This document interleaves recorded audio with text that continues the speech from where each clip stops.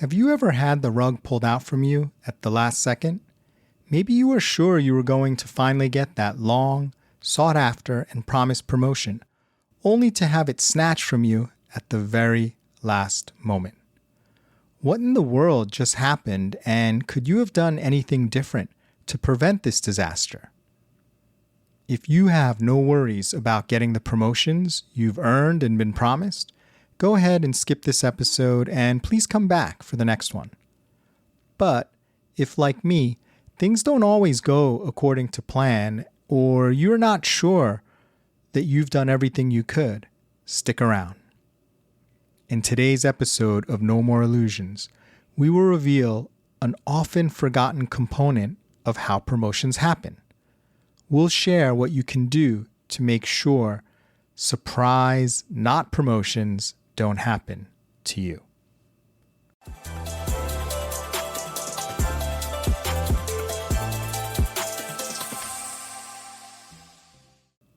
Welcome to No More Illusions, the show that helps you see clearly so you can soar.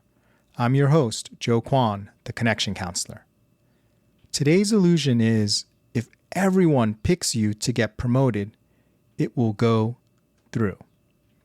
Now, I'm having so much fun talking about the path to promotion and revealing these things that were kind of hard-fought or hard-earned nuggets of wisdom over the years. And I really hope that some of the things I share with you will help you avoid some of the pain and agony that I've experienced in my career journey, and certainly that I've heard from others who I've coached or mentored throughout the years.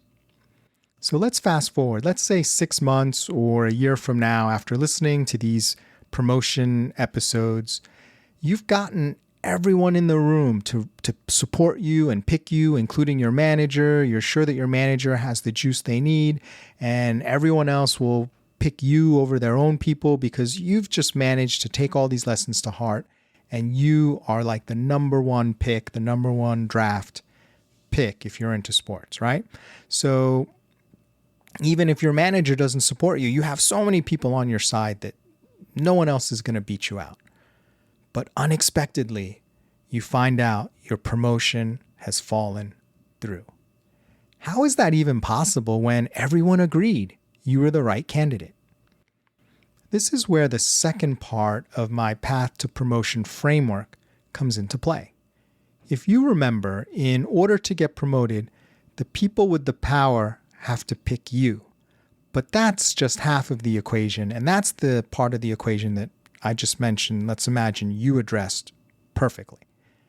The second half, which we will cover today, is that the processes required for someone to be promoted in your organization are followed and met. Now, what processes, you may be wondering? Well, of course, it depends on the company, but here are some common ones that can trip anyone up. The first are educational requirements. Some positions require a certain degree or a certain number of years of higher education, may require a certain certificate or certification. Some positions may require a certain number of years of service before you can move from one promotion to the other, right? So let's say from promotion 1 to promotion 2, it takes about 2 years, and promotion 2 to promotion 3 takes about 3 years, but you're trying to do it in 1 year. Sometimes the policies or even unofficial policies of the organization can prevent you from moving as quickly as you're ready to, and even with the support of everyone, it's not going to get approved. And a third, and this is certainly not the last, but it's another good example, is the timing of your application to be promoted. Let's say your company operates on a January to December fiscal year, and promotions are announced, let's say, in February. So all applications for promotions have to be put in July, so there's enough time to discuss and vet and make that decision and get final approvals. Well, what happens when your promotion request goes in August because your manager was busy or forgot or was on holiday and they missed the deadline. Well, chances are, unless they get some sort of exception, you're going to miss out on the promotion because of their mistake. So they missed the cutoff, and sometimes it is just an honest mistake, but guess who ends up paying for it?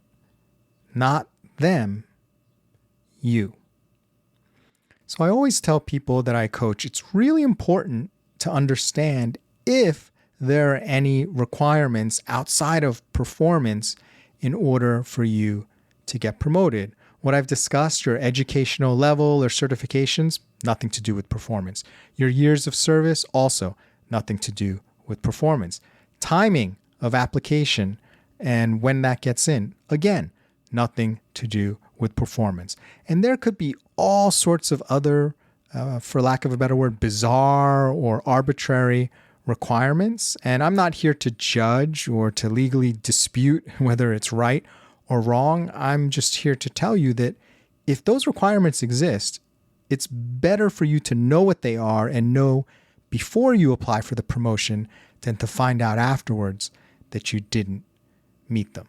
So you may be wondering, well, Joe, how do I even know what these requirements are? I'm not in charge of my own promotion. Well, it can be a little bit tricky, but the key here is if you're not even thinking about this, if you're not even talking to your manager, or if your manager is not helpful or is a little bit clueless, if you're not talking to HR or other managers maybe who trust you and you have a good relationship with, if you're not trying to understand this information, then your chances of getting surprised, getting a nasty surprise that you don't meet this, go exponentially up. So it can be as simple as talking to someone you trust and say, look, I'm going for this promotion this year. I think my performance meets the requirements. Are there any other thresholds I need to meet that maybe I haven't thought about, and see what comes back? And then to the extent you can, work to address those by yourself. And to the extent you need help from others, collaborate to meet those so you can get the promotion as quickly as you're ready to and not be delayed by these additional requirements that may or may not be reasonable requirements, right? I'm here to talk about what works and what is, and not to judge what's fair or what's right. I will let you as a professional and you with your experience and your thoughts make that decision for yourself and then decide what you want to do with that information. That's out of the scope of what I do here. All right. Well, the illusion today, again, is if everyone picks you to get promoted, your promotion will go through. The reality is there are processes that need to be followed in order for you to actually get promoted. So don't be so obsessed in just getting that support that you forget these technical other requirements.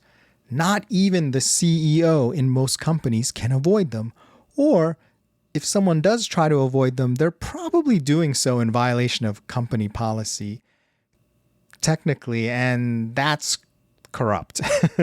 So if you want to get promoted through a corrupt process, well, that's up to you, but that is not technically the proper way to go through getting promoted, for someone to make an exception and not have you follow the rules that everyone else is subject to. If you're enjoying the show, please follow us on Spotify. It really does help more people discover it. No matter what anyone else tells you, all promotions have the same thing in common. They require the people with the power, again, in the room of requirement, to pick you and, as we discussed today, to follow any required processes. To find out more about what it really takes to get promoted, visit the No More Illusions website at nomoreillusions.lovable.app, where you'll find resources including my Path to Promotion self-paced online course for anyone whose advancement has stalled and they're not sure why. Have a question or story to share? I'd love to hear from you. Email me at joe@connectioncounselor.com. Thanks for listening to No More Illusions. I'm Joe Kwon, the Connection Counselor. Take care, and remember, clarity reveals, illusion steals.